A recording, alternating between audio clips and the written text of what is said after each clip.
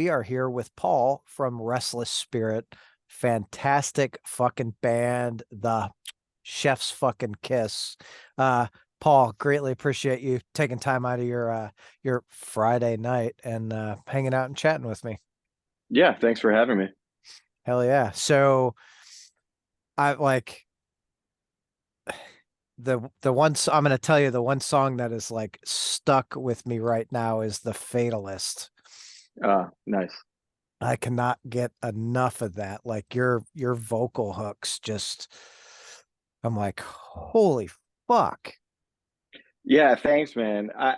That is one of my favorites from the newest album too. And it's always funny because at first, like when we wrote the riffs and stuff before like the full song together came together, that was one of those songs where it's I don't want to say throwaway, but it's sometimes you write some stuff and you're like, all right, hopefully the album. If it doesn't, no big deal. But then after we started like really working on it, I was like, I think this might be my favorite. And a lot of other people has said that as well. So that's nice to know. I've said this a million times. I'm really like the worst judge of my own music. I never know what people are going to like. Generally, I'm wrong all the time.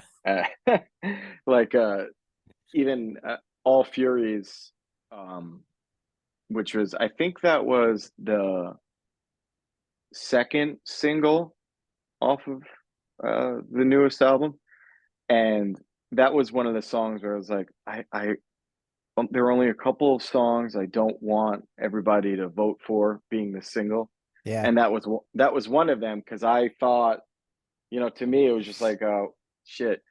But that ended up being a lot of people's favorites, and I mean, don't get me wrong, I love the song too. Like I'd never put out anything I didn't like, but Right. you know when you're going through an album and choosing what are going to be the representatives of it, it's like you have your own opinions, and I just kind of thought it was a little um maybe just outside of the rest of the album, and I was like, it's not really a good indication of the rest of the album. But then so many people said they really loved it, and I I I kind of disagree with myself now because our sound is kind of all over the place. So it's like it is representative of us. It's saying we're gonna, just do whatever we want. And I think it was a good move on the label's part to put that one out there. And you know, I just have no fucking idea what I'm doing, clearly. Well, like I think you're right, and that's one of the reasons that I'm drawn to you guys because we listen to, even Afterimage, right? Like obviously The Fatalist, which is a fantastic song, going into Hell's Grasp, and it's a completely different like feel, you know what I mean? Um, Yeah. but that's, just being a fan of people who can craft songs and make them really stick in your brain, like to have I'm gonna say so many different styles, but songs that don't all sound the same is fantastic because like Afterimage obviously as a whole is a great like piece of art, and I feel like you guys wrote something that you wanted to listen to with that.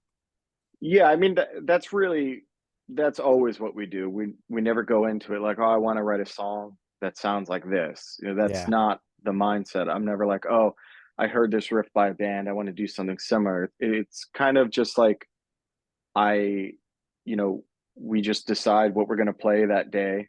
The writing process is generally like I'll have some riffs. I'll go into the practice space with our drummer and just whatever we feel like playing that day. We usually come out with a song when we're in writing mode. It's generally like a song per practice. I mean, like the album before it, Blood of the Old Gods, was written completely in less than a month. And Wow. because it would just be, we'd meet like once a week, maybe sometimes two, and we would go in for maybe 2 hours and come out with a fully fleshed out song, and they really don't change from there. This album felt like it was taking so long because I think it was like 3 whole months. Ooh, you know. Um, but yeah, I think that's why we end up with so many styles because, or, you know, moods or emotions or whatever you want to say, because we really don't go into it like, uh, how do you say this? What is everybody else doing? What's really gonna make this album popular? Like we don't care about that because it's truly that we make music that we want to hear, Yeah. and luckily people like it. I mean, we've been a band so long, and we've always done it that way. And you know, we never changed our sound to fit anything. It just, you know, took a while for it to catch on, but once it finally did, we weren't like, all right, now we got their attention. Now we got to sort of Stay the it course. was Yeah. yeah, no, it was sort of like let's just keep doing whatever we want to do. Yeah. You know? Well, I think, I think a lot of bands that I'm into, right, always that's what they do. They make an album they want to listen to, and it, from a listener standpoint, it really shows, right? Because I feel like you go to see a band live and you can tell when they're trying to do something that they're not necessarily comfortable with, or that they don't really feel all the way.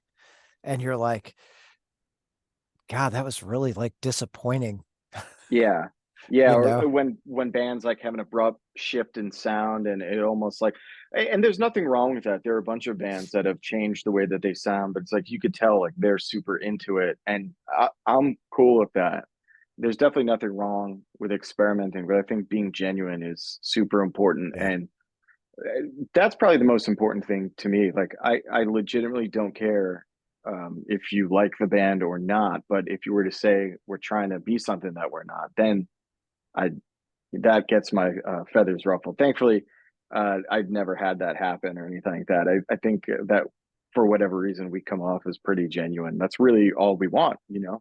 Yeah. Any piece of art or music, you want it to be self-expression, and you know, once you start emulating things for the sake of popularity or record sales or anything like that, it's being genuine just goes out the window, you Yeah. know? Well, you stop that. You're absolutely right. Because at that point you stop being yourself and stop thinking about what I want to listen to. And hey, what does everyone else want to hear? Well, shit. Like, if you want to hear what everyone else is listening to, turn on the radio, you know? Yeah, or go, you know, like listen to the band. Like there are a bunch of bands that I'll hear and it's like you know exactly what band they're trying to emulate.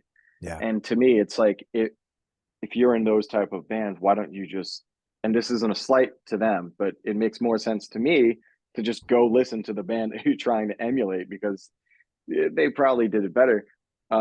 So the the purpose, I think, of really creating anything is making something that no one's heard before, that at least you haven't heard before, Yeah. and that's kind of what we try and do. But I wouldn't even go that deep into it, saying that's really what we try and do because it essentially we want to have fun with it and just do whatever we want pretty much. So it's like the thought never really goes, oh, we need this, we need that, blah, blah, blah.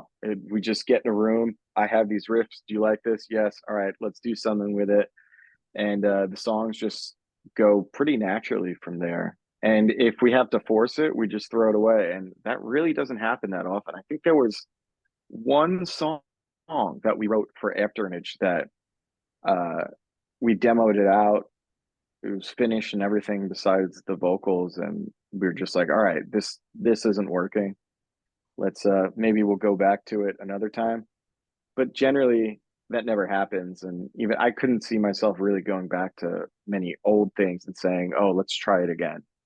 If it didn't work the first time, it's like just make something new. It's not that hard for us, you know. Right. Well, And some people though, they go back to an old idea and it turns into something new. Cause I feel like, especially for an artist, right? Like if you go and you can paint this face this way today, but then, you go back 2 years later and you go to paint the same face and there's gonna be a different feel to it, right? But yeah, again, that's not, like you were saying, right? That's not for everyone. Not everyone needs to go back and rehash their stuff. And especially if you guys are still, churning out killer tunes. there's no reason to go back and try and pull some of that old stuff. Yeah, I mean, with that said, though, it's also, the final track from The Dust Return, that was from our first EP. And so we have re-recorded things before, but that was more for um, not that to rework anything. It was simply that that's a song that so many people have liked for so long. We wanted to give it like a proper release. Right on. Lord of the New Depression that had, I think, that three songs that were on EPs before, but once again, that was sort of like, all right, this is a proper release, Yeah. as opposed to finding an old song that just wasn't feeling right or whatever. I mean, it'd be cool to experiment and maybe go back with some of those ideas, but the way that we work and we're so hyperactive, it's just like newer is more fun, Yeah. you know. Yeah. Always got to ride by the kind of the seat of your pants, right? What else is Yeah. coming? What are we gonna do with it? Um, so Mhm. how long is that? Afterimage has only been out a few months, right? Like 7 months or something? Yeah, it came out in October. Yes, October. So yeah, a couple months. Um I'm already, it feels like years though for me Yeah. because we haven't written anything since. And that's highly unusual, but we just had so many like real life things going on that it feels much longer because it's usually like, all right, this album's done. Let's go. Like at least me at home start messing around with riffs I want to bring to the table or something like that. And this time I was finally like, after when did we like actually start? I think like 2016. Um, the whole since 2016, it's just been constantly writing riffs and coming up with stuff and shit like that. And I was like, I just want to give my brain a break and just Yeah. not think about it besides touring for once. But it's kind of been difficult. I'll have to like rip myself away from uh, writing mode. Just because I sort of want a fresh start now, you know. Yeah.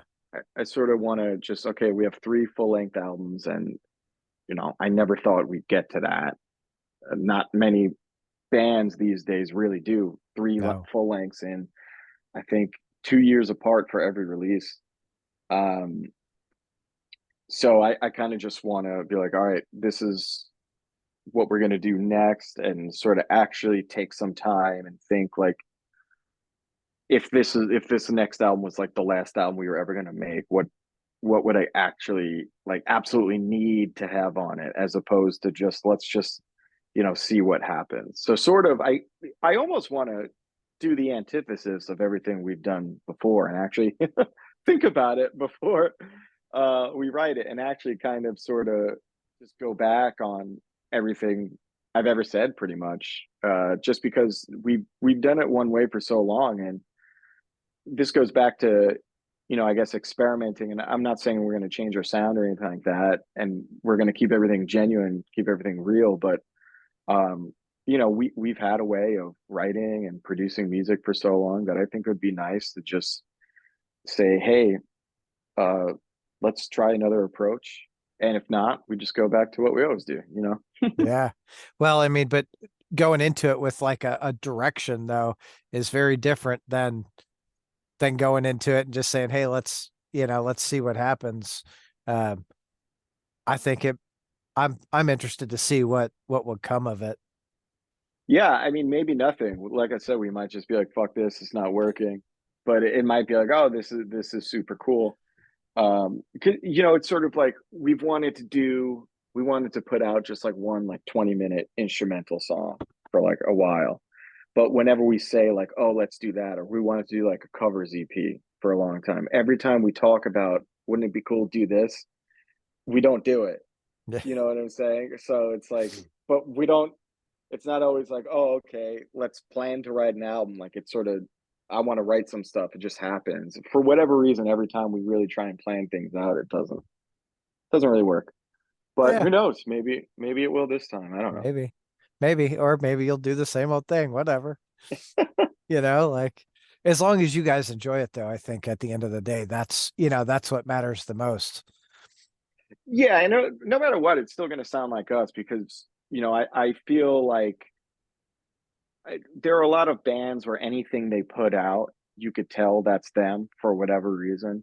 And it's like, you know, the way that I sing is the way that I sing. The way that I play guitar is the way that I play guitar. I can't really change that. It's Right.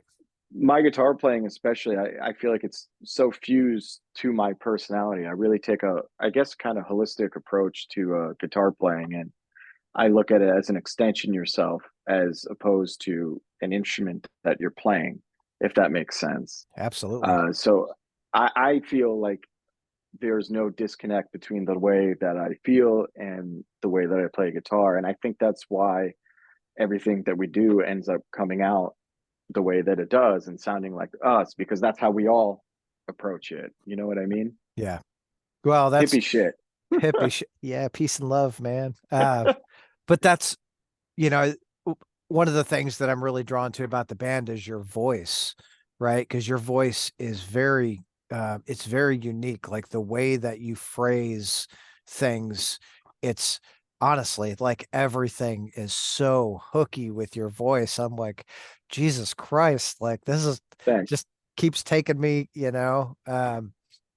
And I think one of the reasons that I like the Fatalist so much is like the the way you sing is so prominent there, Thanks. you know. It's just it goes really well with all of the rest of the music also, you know, which collectively may obviously makes Restless Spirit. And it's um I think a lot of people, if you know, given the chance to give any of the albums a chance, I think they'd be really surprised with how good it is. And I feel like, I mean, I would like to see you guys, you know, sell millions and millions and fill arenas and shit.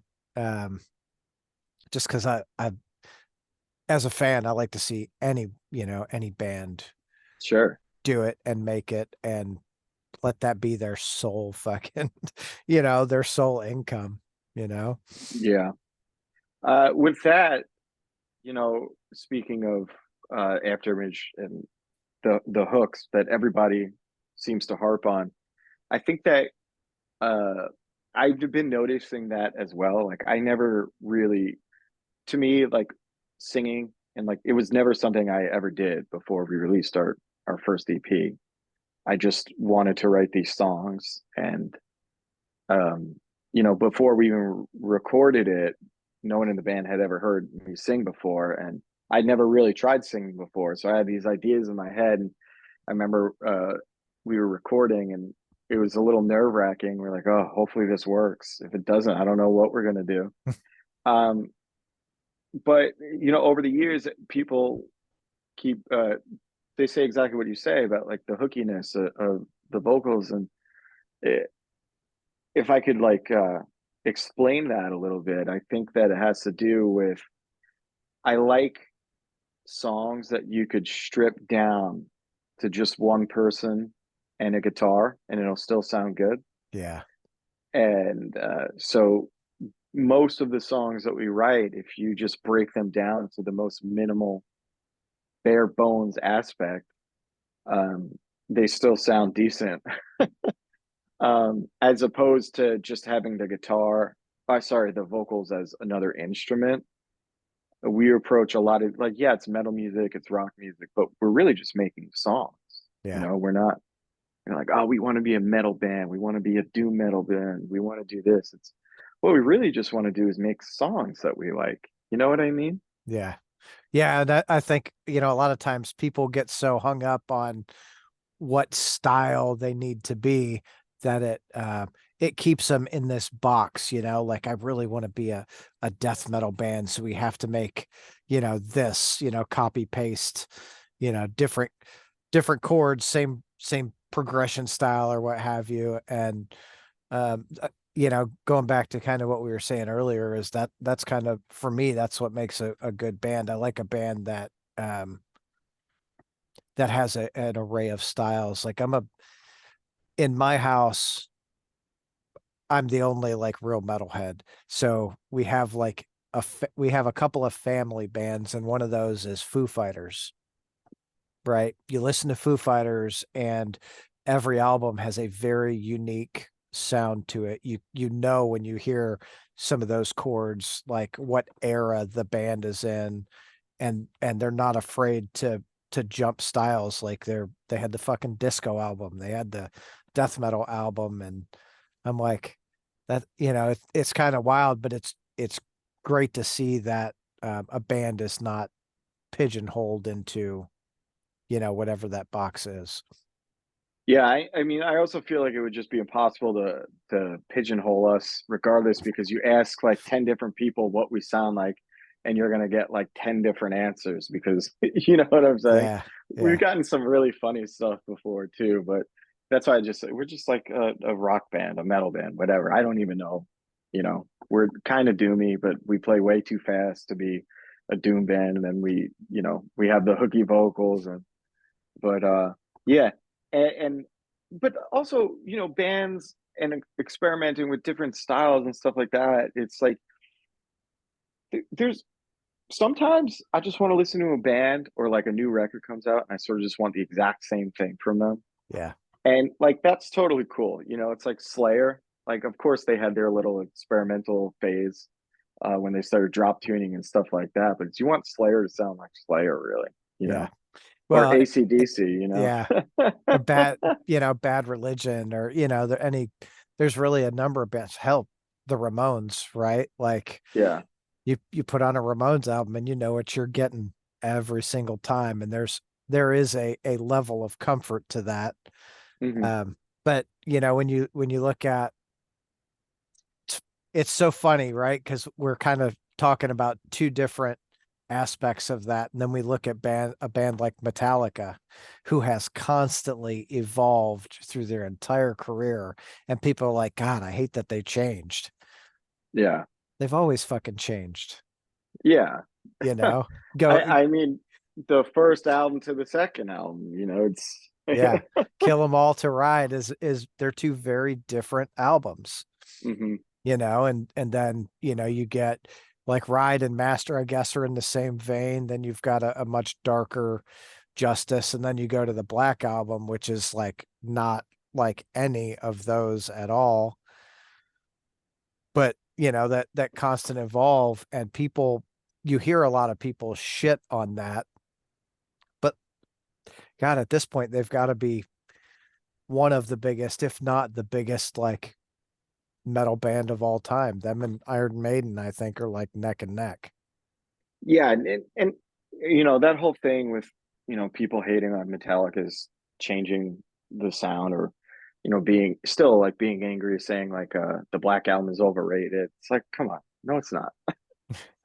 And the great thing with a band like that, it's sort of like more modern example, or newer, would be, I guess, Mastodon, because they started out sounding so radically different, and Yeah, now they keep changing what they're doing.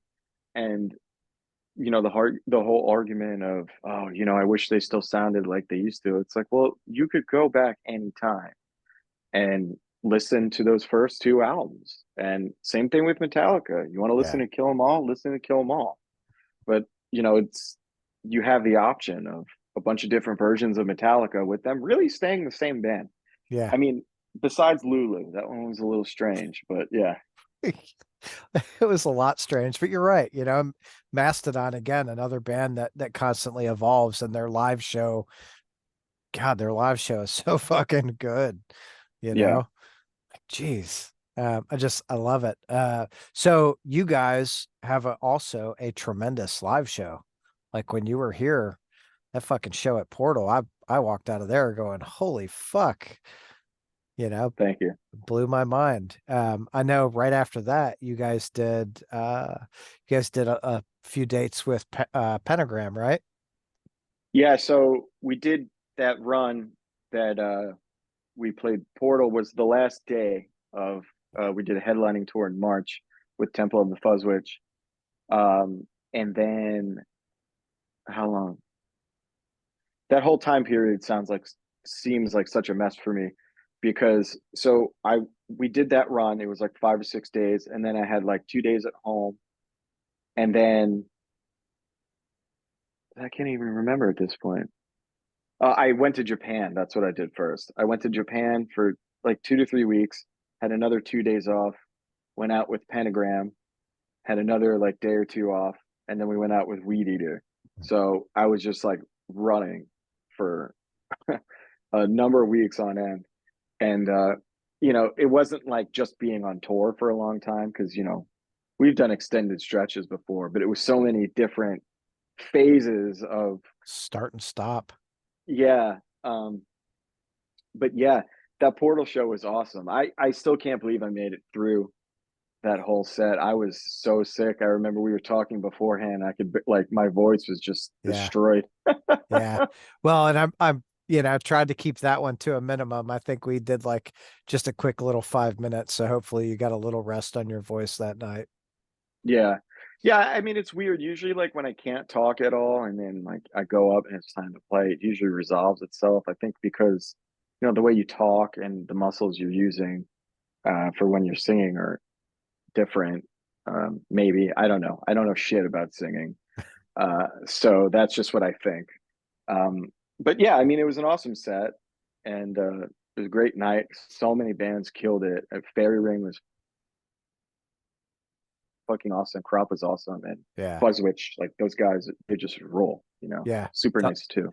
the whole fucking bill was like it was so stacked that like Fairy Ring, you don't know what to expect if you don't know the band, you don't know what to expect when they're getting on stage. You're a little like, what's going on? And then they get up there and they kick your ass. And it's just like, oh God.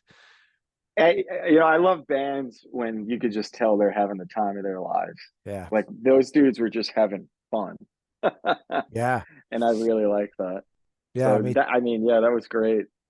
And then, of course, Crop. I love those dudes. They're always a good time. And that night I think was my first time seeing Temple of the Fuzz Witch. And I was like, holy shit. Like I really dig these guys a lot too. Like, Yeah, they and roll. fuck, like every band that night I was really impressed with. I had seen Fair Ring and Crop a number of times before, but it was first time seeing you guys and Fuzzwitch, and I was just like, all right, I'm glad I fucking like Nice. got to the show. It looked like everyone else had a good time too. Yeah, I mean, it was a great tour overall. We're finally, we used to go out on tour back in the day when we really had no business touring, but we didn't know what else to do to get the name out there. Yeah. And there'd be so many shows we just like played. We'd be like so fucking far from home, like 20 hours from home, and just playing like two or three people. But we were just kind of like, whatever, this is what we're doing. So it's great now that we're finally at a point where we push through all that. We can go out on tour and I'm like, hey, people are here. They know the music. They want to come out. So we grinded for a really long time, and then one day it just hello, here we are. Yeah. Um, I mean, I think that's the way it works though, right? Especially as a new band, like you can pay to promote your stuff and get good PR behind you and what have you. But all the bands that I remember growing up, that's how they did it. They went out and they played, like it might be the bartender and just the bands at the show, but you went out and you did it, and eventually, right, people are showing up and you're like, fuck yeah, like someone's actually singing along. Hell yeah, let's do this. yeah, You know? it's an awesome feeling, and you got to stay grateful. I mean, and you even mentioned like afterwards, we did that run with Pentagram, and I mean, everyone that listens to doom metal, um, or any like hard rock from the '70s knows about. Well, sorry, like late '70s into the '80s, and knows about Pentagram. So being able to tour with them was wild, and then going going out with Weedeater right after that was like holy shit. And I think the key to staying invested, not even just you know the key to staying invested as to for what you're doing is sort of just to keep that like grateful mindset. It's like this is awesome. You have to absolutely love what you're doing and love everything about it because it's so time consuming and stressful, and most of the day is spent being bored or just messing around with your bandmates in the van till you get to play. Um, so it's really awesome to, get to tour with so many bands that inspired us, and that I mean, I remember seeing both of those bands a very long time ago and just, man, I would love to play with them one day. And we kept working on it, and we did. So Hell yeah, dude. It's always awesome when you've got a goal like this is what I want to do, and then you can make it happen. It kind of helps reinvigorate. Like, all right, we're doing something here, you know? yeah, I mean, even, and also I forgot to touch on this, but on the Fatalist, Wino from the Obsessed St. Vitus, so we traded guitar solos on that song, and he does the first half and I did the second half, and that was like one of those other things where growing up, I mean, I found out about the Obsessed when I was 17. They just Wino instantly became my favorite guitarist. Like, holy shit, how could anyone play like that? He's just like Right. wailing. And so to be able to become friends with him and have him play on one of our albums was just like, this is, it's awesome. Yeah. Well, I'll tell you, so I feel like with the Obsessed, Jason coming into the band really adds like another layer to it, really fills out the sound like that their latest album, Gilded Sorrow, is is fucking out of this world, dude. It's such a another just great piece of work. Yeah. Um, Everything, when the Obsessed puts out new music, it's always going to be good. yeah, And Jason is an awesome guitar player. We played with the Obsessed when they were on Long Island, and it was awesome. I mean, obviously that was the first time I've ever seen them with two guitarists. yeah, But it didn't disappoint, and it also didn't take away from anything. Sometimes bands will have extra musicians on stage, and you're sort of like, man, like I kind of just want like the core group. yeah, But the upset, it works. But I wouldn't expect anything less from Wino. It's like he has a serious vision, and I feel just he can't help but see it through. right. So yeah, it's another one of those things. Like whenever the Obsessed puts something out, it's like it's exactly what they wanted to do. Yeah. Yeah. And he, like Wino's one of those he's a he's a lifer rock and roller, like another Lemmy. You just that's what you're gonna have. And it Lemmy and Motorhead did the same thing. They put out some work, and I don't think anything was subpar. It was always exactly what they wanted, just really fucking solid. You're like, hell yeah, you know? Yeah, Uh, you don't get any bullshit with either of those bands. right. No, it's straight fucking rock and roll, whatever. Which is fantastic. So, so far this year on all the runs that you guys have done, do you feel like there was a run that did better for the band as a whole than another run, or maybe a show that really stuck out? Like I've really seen the crowd, win over more people in the crowd at this specific show. Um, it's hard to really say. Uh, we're just happy that we're at the point where every show we play now there are people there. Yeah. Specifically, we're not playing for the bartenders anymore. um but there are a couple shows that I was happy we got to almost do like do-overs. I call them revenge shows. So like last time we were at Boggs in Atlanta, uh just for whatever reason, I mean, there were probably like 5, maybe 10 people there. And you know the rest of the tour, that was like on an off date while we were on a run with Acid Witch. So the rest of the tour was amazing. Then we did that one show, and from no fault of anybody, sometimes things just happen. Yeah. But in March, we went back to Boggs, and I was kind of worried, hoping it would do better, and it was, that was a fucking kick ass show. We had a lot of good friends come out to that one. My dude Jeff, he flew out to come see it because we weren't hitting Florida. But then we eventually did hit Florida like a month later. So I mean, that was great. We also got a revenge set on Pittsburgh. Same situation. We played there last or 2 Januaries ago, and it was just they couldn't get any local bands for it. One of those other things. It was like, the show just really wasn't working out. Only a couple people came out. But then we played with Pentagram, same city, same venue, and it was an awesome show. So those are always my favorite, uh, where you have like where you're able to erase a subpar experience with a better one.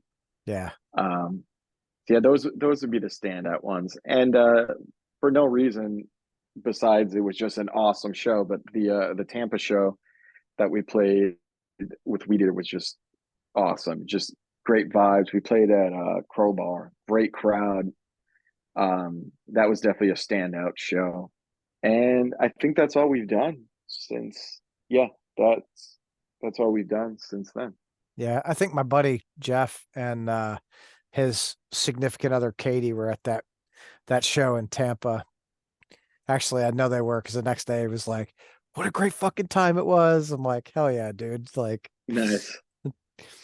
good to see people going out. I feel like, especially now, like post COVID, there are so many bands out touring, and like Louisville, we're not a big city, it's not a big city at all. But like tomorrow night, I think there's 3 or 4 shows, and I'm like, okay, I'm gonna go hit these two, you know. But it's nice to see so many bands going out and touring and getting the support behind it. Yeah. Louisville has always been cool. I've always really liked it. But we sort of when we were first starting out, uh a lot of my connections and contacts, especially when I was booking everything myself, was through like hardcore. Hmm. So we would just get thrown on a bunch of hardcore shows, and the hardcore kids would really like it. So we had played Louisville many times in the past, but this is the first, just full out metal show. And I think that's why we kind of do pretty good in like quote unquote smaller markets, because we're not afraid to hit them. It's like let's go like where nobody else is playing Yeah. and see if people show up. It's like oh, it's finally. Yeah, and we do, man. Like when we show up in a big way. I mean, Mhm. that night you guys played, I think there were 2 or 3 other shows happening, and like I know there was people at every single show. I know people at every show. It was just like, all right, I wish more people were at the show that I was at, but Yeah, whatever. that's wild. That's pretty cool. Yeah, it's always fun. So, what kind of touring plans you guys have for the rest of the year? Right now we're working on things throughout the summer. Uh, we have a run coming up end of July, which should be announced pretty much any day now. And then we're doing some stuff throughout August, but nothing really that crazy beyond that. Nothing that's announced right now. Damn I it. wish I wish I could talk more about it, but literally nothing is announced. Um, but yeah, like I said, nothing's announced, so it's really nothing I could talk about. But we are staying busy. It's just you know Yeah. nothing that's ready yet. It Nothing has just come can't out of really the put it out for the public yet. And I'll tell you, like Howling Giant, I told those dudes the same thing. Like I tried to listen to them and I was like, yeah, it's okay, right? I guess it didn't really click for me. And then I saw him live. Braun did Legalize Lex in April this year, and Howling Giant played, and I was like, seeing them live, it fucking clicked, and I was like, holy shit! Like, all right, Yeah, they're another one of those bands where you could just tell they're just having the time of their lives on stage. yeah, You know, I'm a miserable fuck. It depends on my mood. Like it's literally the way that I'm feeling is exactly what you're gonna get. Sometimes I won't shut up if I'm in a good mood or want to joke around. Sometimes if I'm just not feeling it, I have nothing nice to say to anyone. But it's make a joke out of being a dickhole. But Howling Giant is always like yes, like just ready to go. They're having a good time.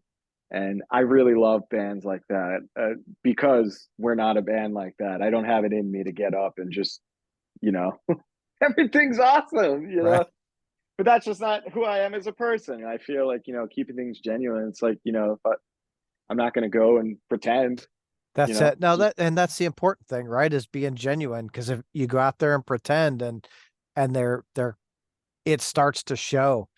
People are like, yeah, doesn't really yeah, seem right. And then, the live show's not as good and the songs don't seem as good. And, so shit, do you, but like Howling Giant, they're fucking I think they're coming back to Louisville next month nice. and Yeah. playing like the Magbar Fest or something. And I'm like, Mm. all right, I'll go see that. Yeah, they become super super good friends of ours as well. It's nice that also in this scene, um, there's an ever growing sense of community, and we've sort of found ourselves to be part of that because you know since the beginning we were always kind of just outside from everything. We came up playing hardcore shows, but we weren't a hardcore band, and then Yeah. we were playing a lot of thrash metal shows, and we're not a thrash band. And even with the doom shows, like we don't always fit, but there are aspects to our sound that definitely do. Yeah. And so I think that Magnetic Eye and Ripple and Blues Funeral, all those bands sort of you know make a good team, and most everybody has good attitudes about everything. So it's like, that's what you want, because like the best part about touring is just really making new friends, whether it's someone that came out to the show or someone you're on tour with, something like that, because being on tour can really suck sometimes, and it's draining, and it gets lonely. And it's great when, maybe you had a crappy day and you're stuck in traffic, or you're just in a bad mood for whatever reason, but then you get to a show that you're on tour with, the other band, you finally get to see them. And it's like, oh, how was your day? And it was like, oh, it sucked. And I was like, that's awesome, mine too. And what I'm saying? So Yeah. Well, and I'm a big mental health guy, and I think, you go out, like for me, music is always, it's all about the connection with other people. It's a community, right? And I bring mental health into it because, kind of like you're saying, have a shitty day and then you get somewhere and you're talking with someone and you guys connect. Maybe it's connect because you were both stuck in traffic and this one dickhead that was, shooting his gun, or he rear-ended someone because he was playing on his phone or whatever. And you're like, oh, I feel fucking connected here. And you don't feel so alone in your misery, I guess. yeah, and I think that that's another thing. Like connection is absolutely the most important thing.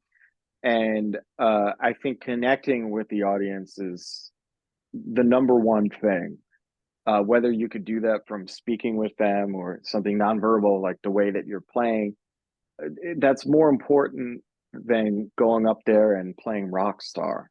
Yeah. That shit. I don't do that. That's why I sort of just get up there, and it's it's me. I can't be anyone besides myself. So sometimes I have a little more to say. Sometimes I have nicer things to say. Sometimes I don't have that nice of things to say, but I say it anyway.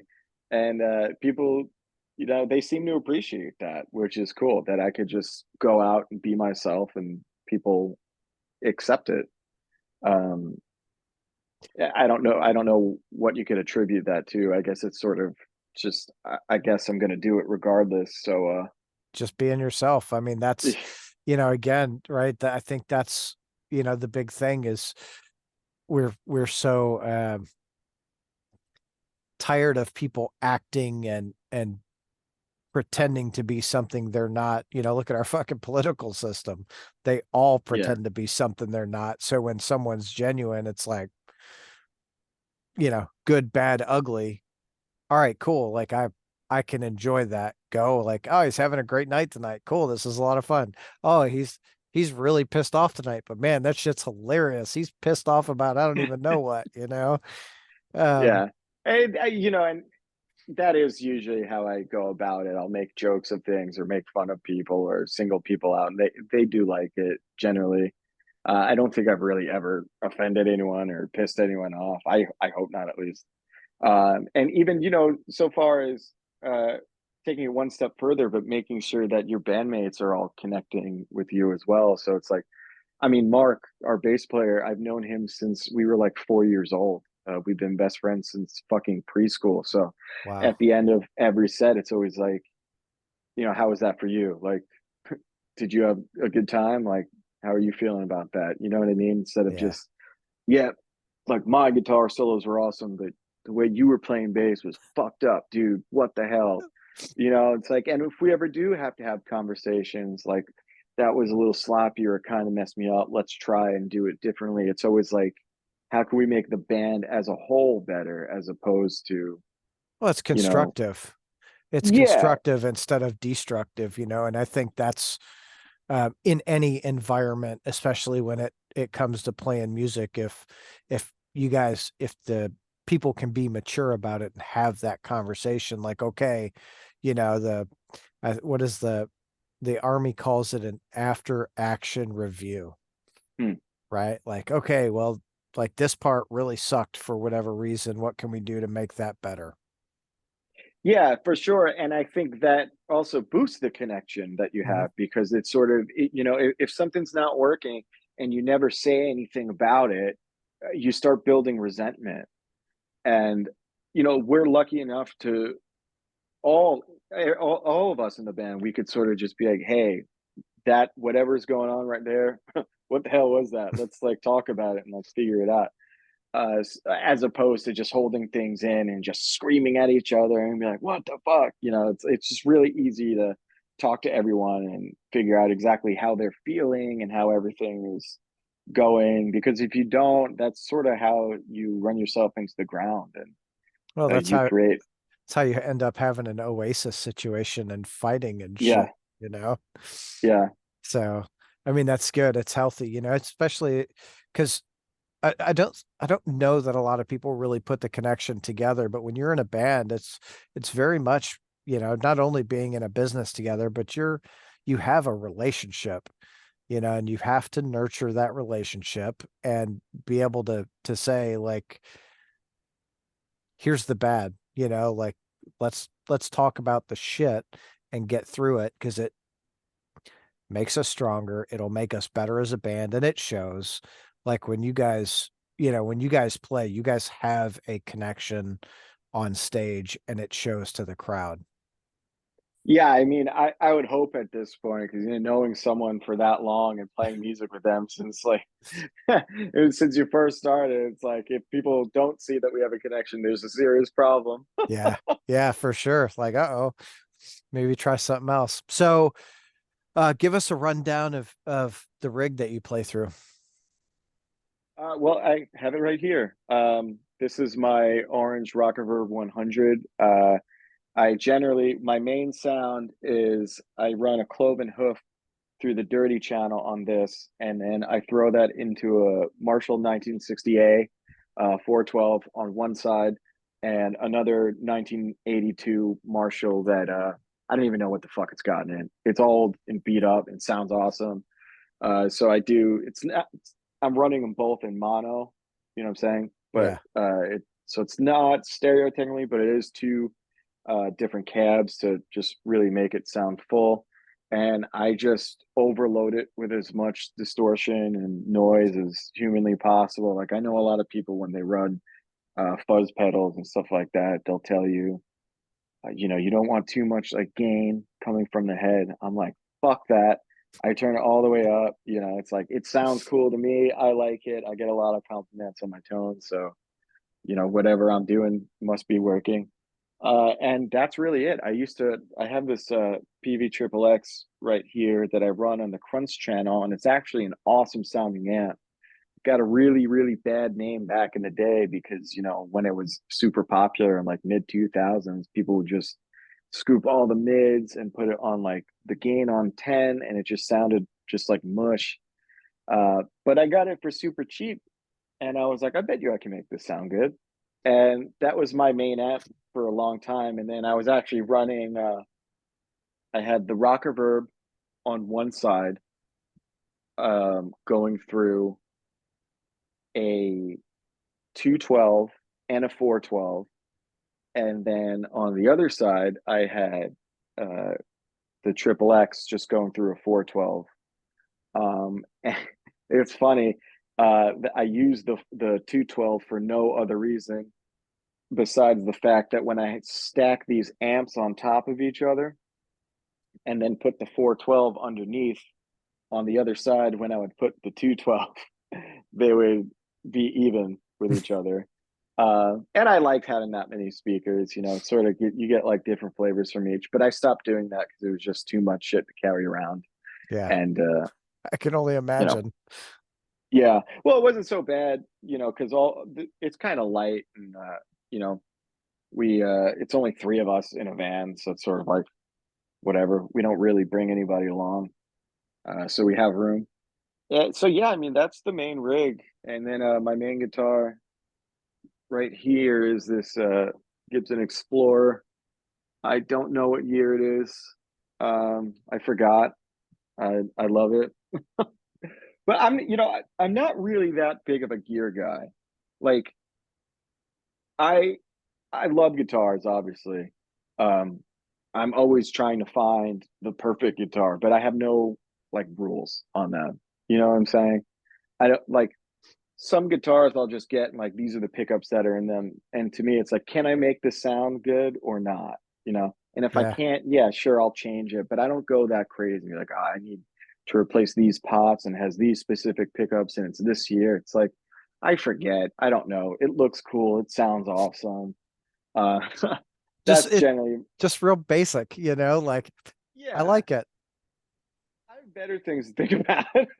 You know what I'm saying? Yeah. Like, and no slight to people that are super into it because I love guitars too, and I don't actually mean that. I have nothing good to think about. But even when it comes to pedals, like I haven't bought a guitar pedal in I think 2 years. Oh shit. Like I have a bunch of pedals on my board only out of necessity. Um, because we're three guys. I got to make it sound full, and there are different parts that I want to sound a certain way. But once I have a sound that I like, I don't really mess with it, you know. Right. And my rule, if I could, every single pedal on my board would just have one knob. I don't want to sit there fiddling around and experimenting and stuff like that. I like to keep things simple and Meat and try and, potatoes. yeah, but I try and extract as much as I possibly can from that simple setup. Um, so it's not like plugging straight into an amp. I do like effects a lot. I like weird noises, but if I really just spent all my time tinkering around with pedals and stuff, I would get frustrated with the way that my mind works. I'd never end up playing guitar because I would just be unsatisfied with the sound. Yeah. Nothing's ever going to sound perfect. It's never going to sound perfect. So just whatever it sounds like, make the best of it. That's my approach to it. Hopefully it sounds good that night.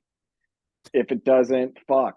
I don't know. I mean, you guys have made it this far, so I'm gonna assume that it sounds good more times than it doesn't.